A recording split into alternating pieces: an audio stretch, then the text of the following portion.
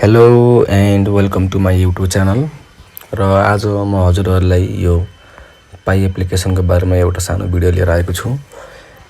यो जुन पाई एप्लिकेसन छ यो अलि टाइमदेखि चाहिँ नेपालमा चाहिँ यो एकदम राम्रोसँग चलिरहेको छैन।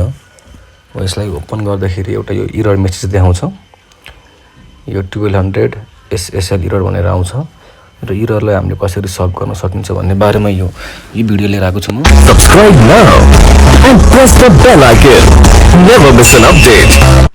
त्यसको लागि तपाईले पहिला आफ्नो प्ले स्टोर या एप स्टोरदेखि एउटा VPN डाउनलोड गर्नुपर्ने हुन्छ। र मैले चाहिँ अलरेडी एउटा VPN डाउनलोड गरिसकेको छु। र त्यसलाई त्यो VPN लाई चाहिँ हजुरले अन गर्नु, कनेक्ट गर्नु VPN, अनि कनेक्ट गरिसकेपछि एकपटक त्यो फेरि पाई एपलाई फेरि लन्च गर्नु। एकछिन टाइम लिन्छ।